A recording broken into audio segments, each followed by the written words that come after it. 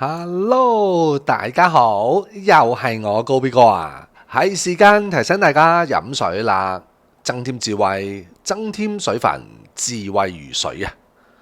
好啦，今日同大家講下德國啊，終於咧佢哋嘅外長啊，都係咧要咧打電話過嚟俾中國，咁啊喺度嘗試咧解釋翻咧佢當時咧做錯咗嘅事。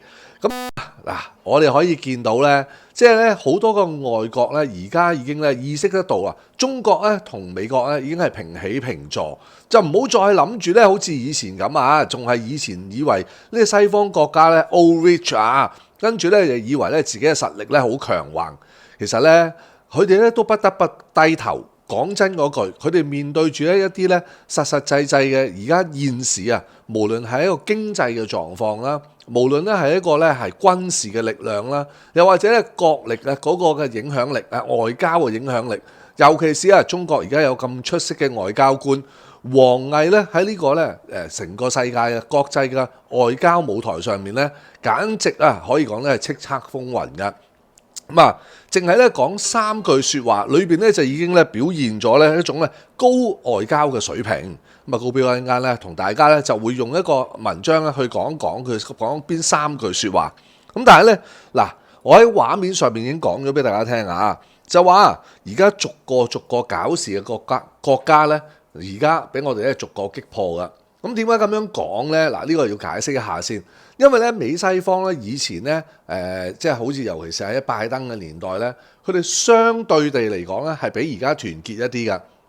咁但係咧，大家要知道每個國家佢哋而家嘅實際情況係唔一樣噶嘛。咁有陣時咧，你太過強硬嘅話咧，就會影響咗佢哋自己國家嗰個利益㗎。咁所以咧，喂，咁唔得喎，你咁樣做，咁我會影響咗利益嘅喎。咁你犧牲下啦，你犧牲下，咁我哋咧用一個咧成個大嘅形勢同佢咧去鬥爭嘅話，我哋先有機會贏噶。如果唔係嘅話咧，我哋咧就唔夠中國嚟噶。但係咧，而家睇嚟咧，因為每一個國家去到嗰個狀況係咩咧？嗱，呢個係我個判斷就係，因為我哋每一個國家已經去到好危急嘅水平。嗱，包括咗而家英國又好啦，德國又好啦，其實佢哋個經濟咧，真係咧已經瀕臨咧呢個咧崩潰嘅邊緣㗎啦。咁啊，迫於無奈咧，你見到佢咧開始咧唔搞外邊，要搞裏邊啊，用翻咧裏邊嘅資源咧嚟去做。咁啊，即係抽佢哋啲人嘅稅啊，抽佢哋啲人嘅血啦。咁啊，而家今日就已經吹緊，就話喺英國咧可能要加富人稅啊嚇。咁啊，即係收額外嘅稅費喺裏邊。咁呢啲咁嘅狀況咧，喺靠投票選舉出嚟嘅民選議員咧，或者係即係佢哋嗰個國家嘅政治嘅體制咧，佢哋係好唔願意㗎。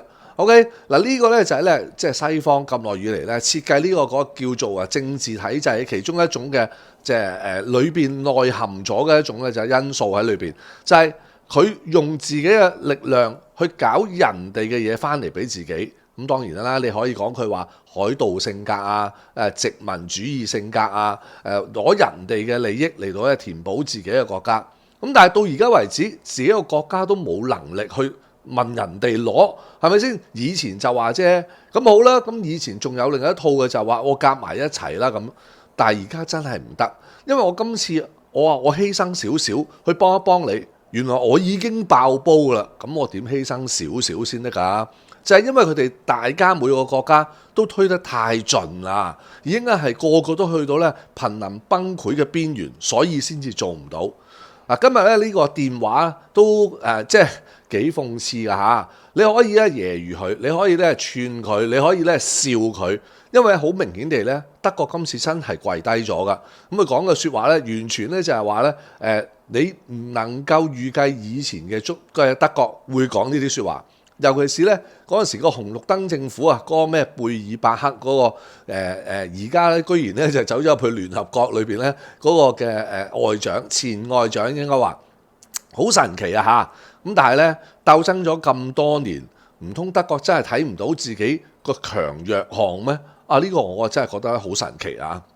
好啦，咁啊聽翻咧就文章咧點樣去介紹咧？王毅用咗三句説話可以表現到咧我哋嗰個咁高嘅外交嘅水平㗎。首先咧，你睇到，喂諗都諗到啦，突然之間咧有啲唔對路，跟住咧就取消咗咧呢個咧叫做咧訪華。但係啊，係臨時臨急喺出發之前嘅一兩日去做呢啲咧，根本咧平時喺呢個國際外交裏邊咧係唔會發生嘅事嚟㗎，係咪？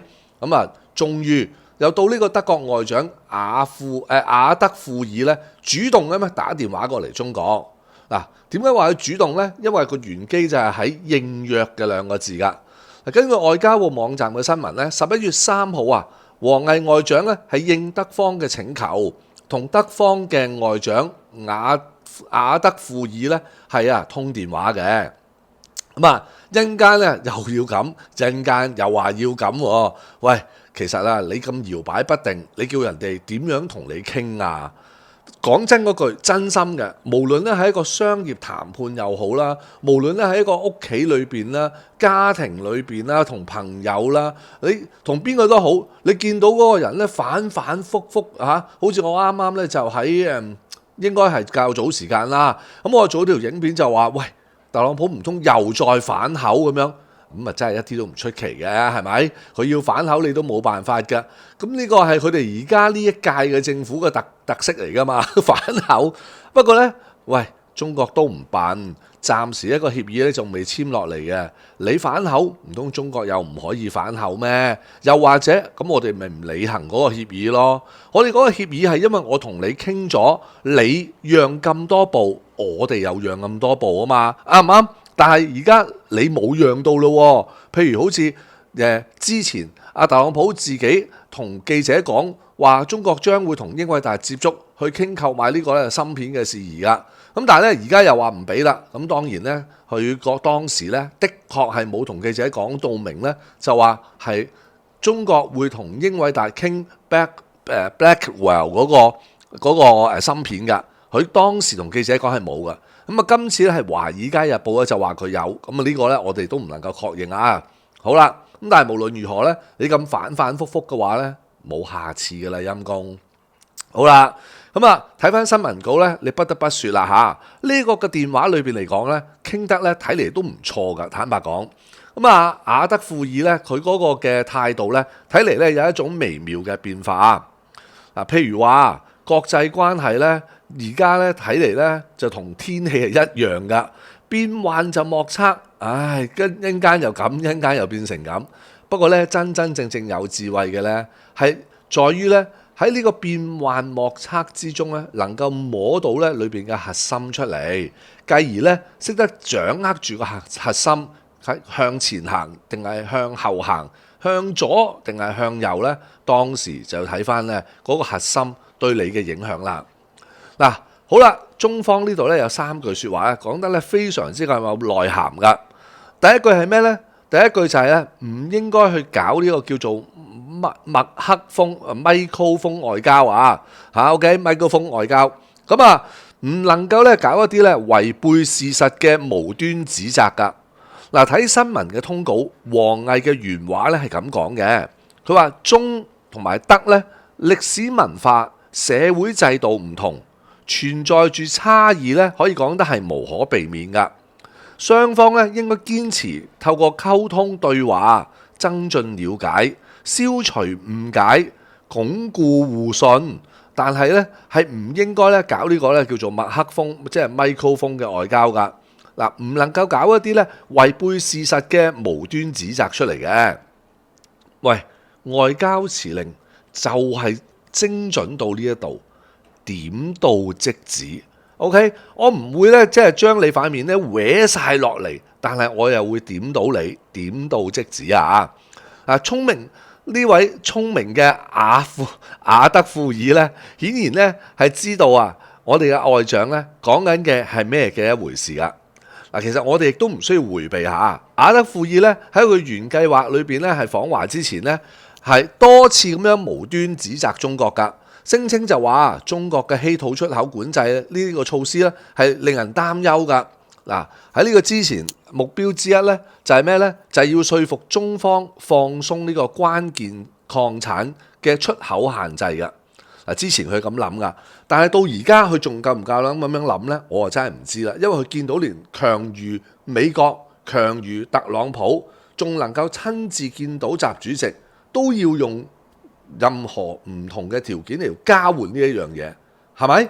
即係我哋寫出嚟就話針對住9月30號、9月29號嗰個50% 嘅穿透法則，咁而家你唔行啦，咁所以我哋就取消咗10月9號嗰個稀土管制，寫就咁寫啫，實際上梗係一連串嘅嘢嚟㗎啦，係咪？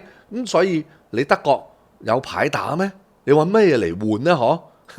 好啦，另外啊，佢更加妄議咗咧台灣嘅問題㗎。聲稱話，如果自由流通因為暴力衝突而唔行，而變成不可能嘅話，將會咧對呢個世界好多個地區嘅繁榮咧係產生影響㗎。佢仲咁講㗎，佢話德國咧將會保持住一個中國政策係唔動搖嘅。嗱，呢個亦都應該包括埋咧係必須避免暴力咁樣咧係改變現狀㗎。嗱，呢個係佢個講法嚟㗎嚇。好啦，咁但係呢個正正就係咪空風外交咯，啱唔啱？中方嘅不滿可以講得係顯而易見㗎。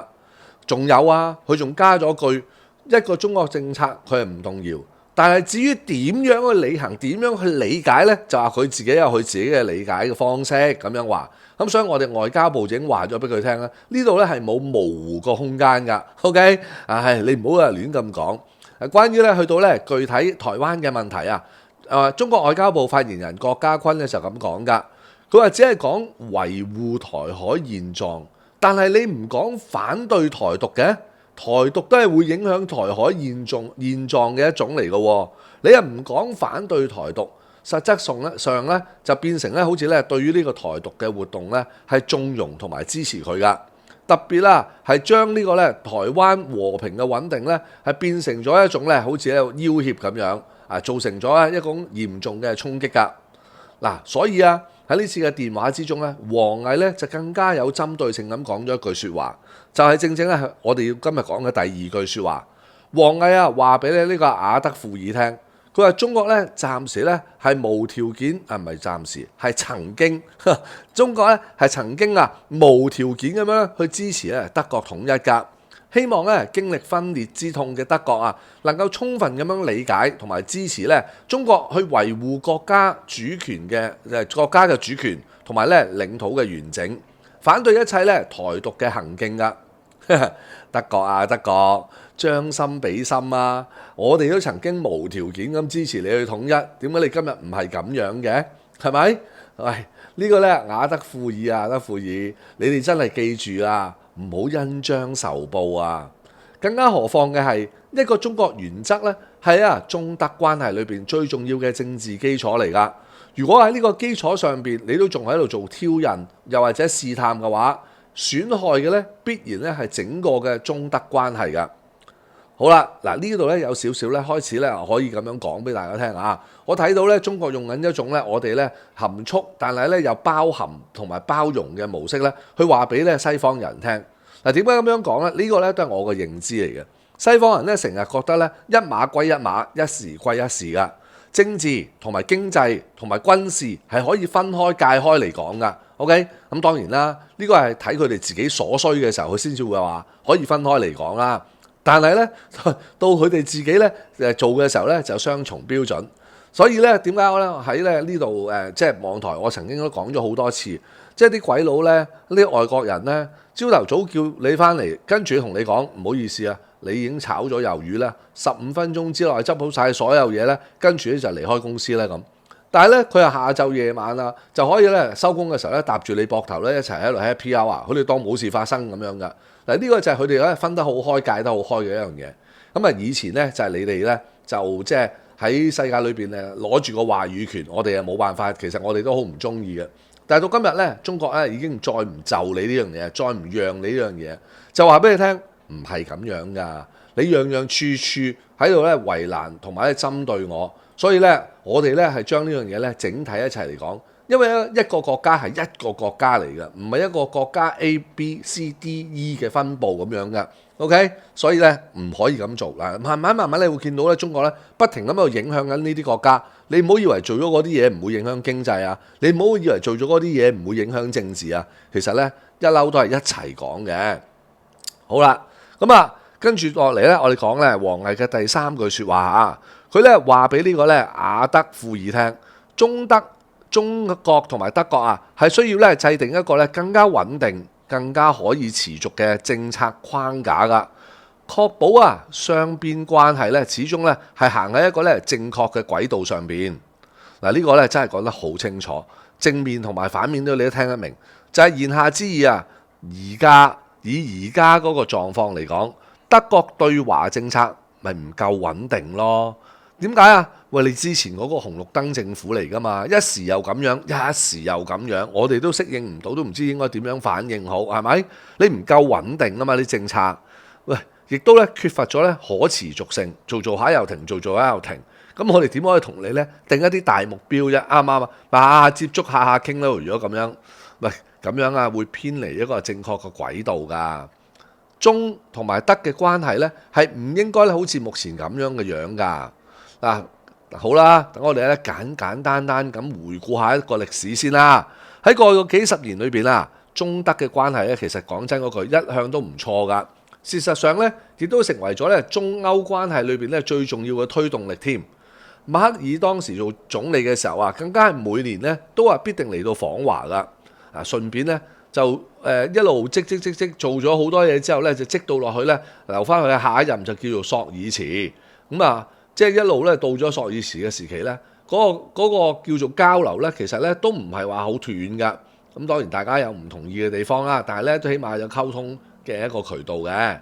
但係啊，到今屆啊，阿默茨上咗場之後咧，就同呢個外長一開始嘅時候咁樣嘅搞法咧，避免咗咧難免咧就係對中德呢個關係咧係產生一個咧不良嘅影響，甚至乎咧係去到衝擊緊我哋嘅關係㗎。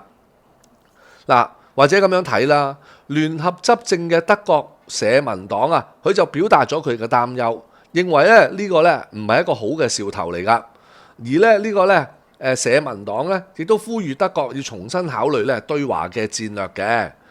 比起以往啊，任何嘅時候咧，都更加需要一種咧積極嘅戰略性嘅一個咧外交政策㗎。中國德國商會咧就係對呢個咧行程取消咧係表示遺憾咁話，仲話企業需要咧更加多嘅雙邊問題咧嘅清晰度㗎。嗱，本來咧就要跟住呢個咧雅德庫爾嚟到訪華嘅德國企業家，咁啊叫做咧皮奇就叫做皮奇就，咁佢就咁講㗎。佢話出於呢個政治動機嘅貿易衝突同埋咧出口嘅限制係破壞咗繁榮㗎。必須要通過咧建設性嘅對話嚟到去解決問題嘅。進一步咁樣係升級啦，根本就唔符合德國嘅經濟利益㗎。你要知道啊，今年嘅1月至到8月份啊，中國咧又取代翻美國，成為翻呢個咧德國最大嘅貿易伙伴啦。德國對中國嘅企業嚟講當然係重要啦，但係中國對於德國嘅企業嚟講，亦都係咧同等咁樣咁重要㗎。就以呢個汽車製造商大眾為例啊，中國市場嘅盈利一度咧係佔咗大眾全球盈利嘅30%㗎。根據估計啊，係從呢個1984年去到2024年呢40年裏邊啊，大眾喺中國嘅總盈利咧係高達1300億至到1500億歐羅㗎。你諗下係幾大嚿錢？中國咧即係仲有咧呢個咧奔馳目前咧亦都係咧佢全球嘅單一最大市場，比起德國本土咧嚟得更加重要㗎。過去嗰20年裏邊阿奔馳即係平治啦，就喺呢個咧中國累計嘅利潤咧係接近成2000億歐羅咁犀利㗎。更加要睇到嘅係咩呢？就係中美歷史性嘅峰會之後兩國嘅關係咧都變得有所改善。呢個顯然咧亦都係對於德國嚟講咧產生咗一種咧微妙嘅影響㗎。所以喺過去呢幾日咧，諗下唔對路喎。呢個位雅德庫爾諗下唔對路，所以咧又果斷咁樣打咗個電話過嚟中國㗎。睇新聞嘅通稿佢咧係明確咁向王毅咧係表示就咁樣嘅表態㗎。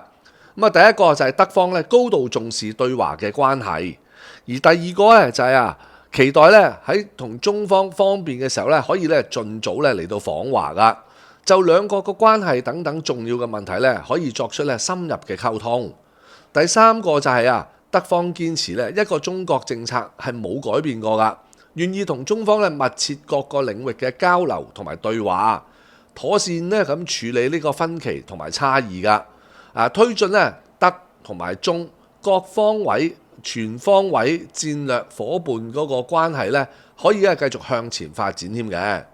嗱，説話都講到呢個份上啦，外交部嘅新聞通稿最後一句説話就係話咩啊？就話王毅係歡迎咧雅德庫爾外長適時咧嚟到訪華咁話噶。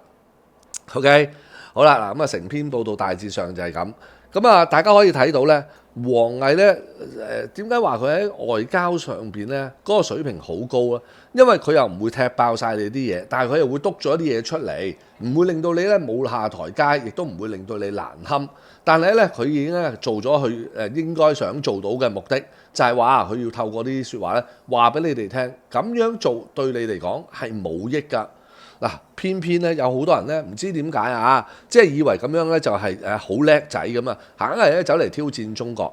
其實咧，無論德國又好，歐盟也罷，喺而家呢一刻起碼喺而家呢一刻係受盡咧美國咧嘅一個欺壓、壓制、煎熬，甚至乎係講搶錢㗎。我唔係好明到而家為止咧，點解佢哋咧唔識得諗保留個老二喺度壓制住美國？